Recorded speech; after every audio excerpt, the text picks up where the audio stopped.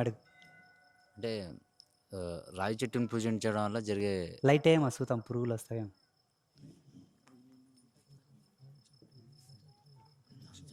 పురుగులు ఏం చేస్తామంటే ఈడ లైట్ లేదని ఆడుకోయినవన్నీ వస్తే మళ్ళీ బంద్ చేస్తాం.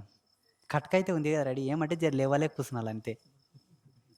గురువుగారు, రావి చెట్టును ఆరాధించడం వల్ల కలిగే ప్రయోజనాలు అంటే, గతంలో చూసుకున్నట్లయితే బుద్ధునికి రావి చెట్టు మీద జ్ఞానోదయం అయింది. సో దత్తాత్రేయుల వారు రావి చెట్టును పూజించడంలో కొన్ని సందర్భాల్లో చెప్పింది ఏమంటే అదే ప్రెగ్నెంట్ కాలంలో తిరుగుతూ చాలు చేసినావా లేదప్పా? ఆన్ చేసినావా లేదు నాయన? వీడియో అతను అడిగేది రికార్డ్ అవుతుందా లేదా?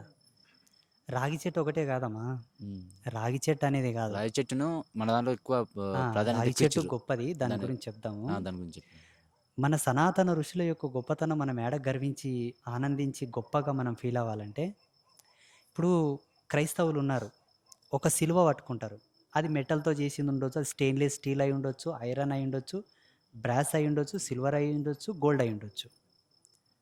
మన వాళ్ళు ఏం చేశారు? ఒక సిలువలో దేవుని చూసేటప్పుడు రావి చెట్టు లోపల ఎన్నో లెక్కకు మించినటువంటి మానవుని యొక్క మేధస్సు విప్పి చెప్పలేనటువంటి గొప్ప విలువలు ఉన్నాయి. పర్యావరణ సిద్ధాంతం ప్రకారంగా మనుష్య నాడీ మండల వ్యవస్థలో ఉండేటటువంటి అంతర్గత శక్తిని కలిపి చూస్తే రావి చెట్టులో ఇంత గొప్ప ఔషధీయ తత్వం ఉన్న తర్వాత ఈ దీంట్లో చూసే భగవంతుని దాంట్లో ఎందుకు చూడకూడదని చెప్పి దానికి దయవాడు చేసిండ్రు. ప్రత్యక్ష లాభం, పరోక్ష లాభం, ఆధ్యాత్మిక లాభం, 3 లాభాలు. ఇలా తులసి చెట్టు వైపు పంపిండ్రు, గోవు వైపు పంపిండ్రు, గంగానది వైపు పంపిండ్రు, పుట్ట వైపు పంపిండ్రు. పుట్ట, సాలగ్రామ శిల, స్ఫటికము, మరకతము, ఇవన్నీ కూడా ఋషి ఏం చేశాడంటే, ఈశ్వరుడు సర్వాంతర్యామి, ఈ కనిపించే ఈ జడాత్మకమైన ఈ జగత్తంతా కూడా బ్రహ్మస్వరూపం. బ్రహ్మము అన్నిట్లో ఉన్నప్పటికీ దేనివల్ల శరీరానికి ప్రకృతికి అనుసంధానమైనటువంటి గుణధర్మం ఉన్నదో దానివైపు పురమాయించారు. అర్థమవుతుందా? వేరే రిలీజియన్స్ ఎట్లున్నాయంటే వాళ్ళు ఏదో నమ్ముతారు, దాంట్లో దైవత్వం చూస్తారు, ఆడికే పరిమితం అయిపోతారు. అది సత్యం కాదు, అది కరెక్ట్ కాదు. ఇప్పుడు రావి చెట్టు గురించి మీరు అడిగారు. రావి చెట్టులో ఉన్న గొప్పతనం ఏంటయ్యా అంటే, రావి చెట్టు చుట్టూ ఒక 5 ప్రదక్షిణలు చేసిన అంత ముందున్నటువంటి ఆరా అనేది తిరిగిన తర్వాత ఉండే ఆరాకి తేడా కనబడుతుంది. రావి చెట్టు దగ్గరికి పోకన్నా ముందుండేటటువంటి నీ శరీర ధర్మం, అంతర్గత బహిర్గత ధర్మాలు, శారీరక మానసిక రుగ్మతలు ఆ చెట్టు దగ్గరికి వెళ్ళొచ్చిన తర్వాత డిఫరెంట్ కనబడుతుంది. ఎలా? ఆ చెట్టులో ఆ యాక్సెసింగ్ సిస్టమ్ ఉంది. సహజ సిద్ధంగా ఆ చెట్టు ఇతనంలో దాంట్లో ఉండేటటువంటి ధర్మానికి అనుసంధానంగానే మనకు ఆ లాభాలు వస్తాయి. కాబట్టి రావి చెట్టు దగ్గరకు పోయి కూర్చోవడం, అక్కడ ధ్యానం చేయడం.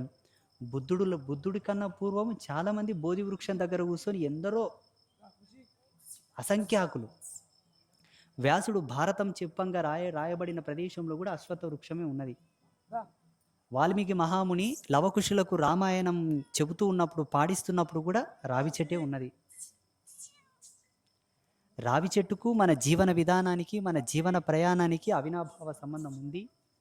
అది తప్పకుండా ప్రతి ఒక్కరూ తీసుకోవాల్సినటువంటిదే, తీసుకోవాలి కూడా.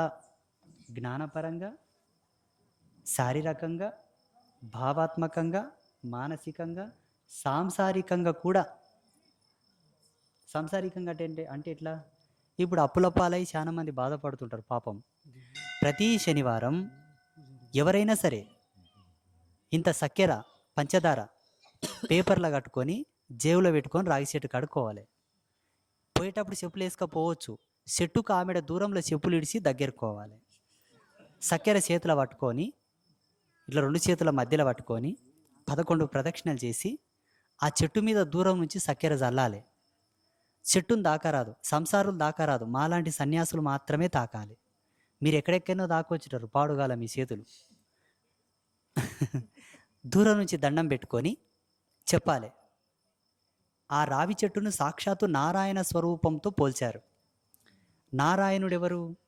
జగతి పుట్టకన్నా ముందు పుట్టినవాడు నారాయణుడు. మోటుగా చెప్తారు, నారాయణుడు పుట్టంగా నీరు పుట్టే, నీరులో నారు పుట్టే, నారులో నరలోకం పుట్టే అని చెప్తారు మోటుగా. కానీ దీనిలో వేదాంతం ఉన్నది.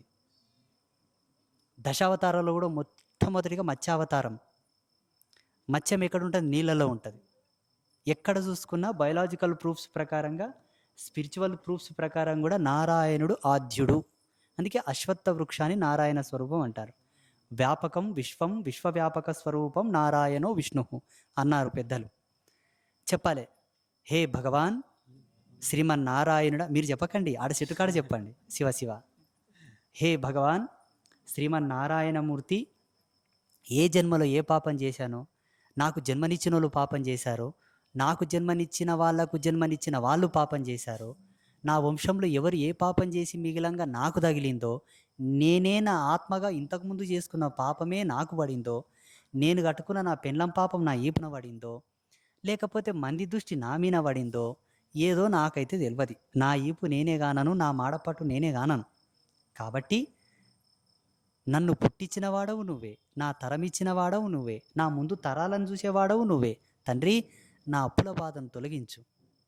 నేను అనుకున్న పనులు జరిగి సకాలంలో నా కష్టం చేతికందని, అందిన కష్టం పొదుపు కానీ, పొదుపై నా పిల్లలకింత ఇచ్చి అవుననిపించుకొని పోయే పొద్దు నాకు పెట్టు తండ్రి అని మొక్కి, ఆ చెట్టు బుడంకాడ మన్ను బొట్టు పెట్టుకొని ఇంటికి రావాలి. ఆ చెట్టు మీద నీవు జల్లిన చక్కెర కరిగిపోయినట్ల నీ అప్పు కరిగిపోతుంది, నీ పాపం కరిగిపోతుంది, నీ కర్మ కరిగిపోతుంది, నీ శాపాలు కరిగిపోతాయి, నీ దోషాలు కరిగిపోతాయి, నీ అన్నీ కరిగిపోతాయి. ఇది సంసారికులకు సామాజికంగా రావి చెట్టు ఇచ్చేటటువంటి రిజర్వేషన్.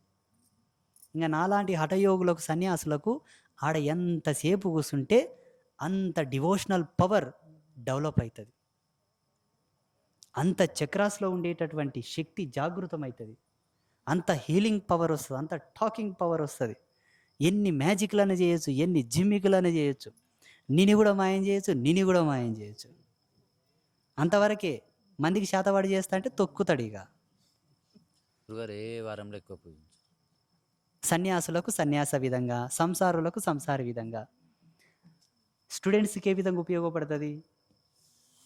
స్టూడెంట్స్ ఏం చేయాలి? చక్కగా స్నానం చేసుకొని రావి చెట్టు దగ్గరికి వెళ్ళి 5 ప్రదక్షిణలు చేసి 2 అగరవత్తులు వెలిగించి దండం పెట్టుకొని నమస్కారం చేసుకొని ఆ చెట్టు మొదట్లో మన్ను బొట్టు పెట్టుకొని ఒక రావి ఆకు, లేత రావి ఆకు తెంపుకొని తెచ్చి మీ బుక్కులలో పెట్టుకోవాలి. సరిగ్గా 21 రోజు తర్వాత ఆ రావి ఆకుని తీసుకెళ్ళి మళ్ళీ అదే చెట్టు దగ్గర పెట్టాలి.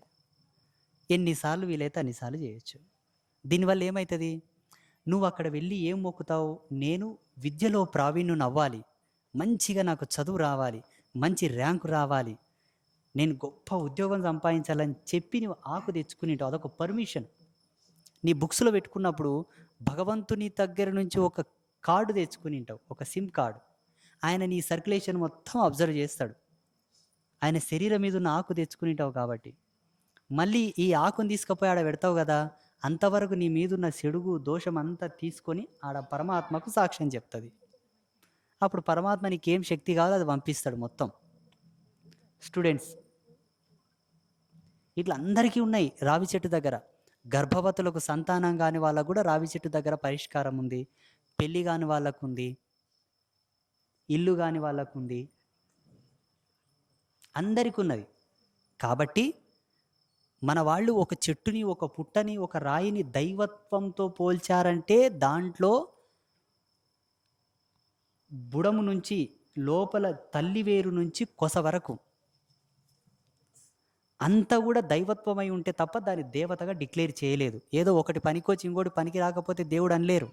గోమాతలాగా గోమాత శరీరం అంతా దేవతలు ఉన్నందుకే గోమాత విశ్వమాత అన్నట్ల రావి చెట్టు, తులసి చెట్టు, మర్రి చెట్టు, వేప చెట్టు, విప్ప చెట్టు, కదంబ చెట్టు, ఇవన్నీ కూడా అన్ని పనికొచ్చేవి ఉంటాయి దాంట్లో. పువ్వులు, ఆకులు, కాయలు, రెమ్మలు, కాండము, ఏరు అంతా. ఇది మన భారతీయ వేద విజ్ఞానం, మన ఋషులు మనకు ధారపోసినటువంటి గొప్ప ఆధ్యాత్మిక విజ్ఞాన సంపద. అర్థమైందా? బంద్ చేయపా.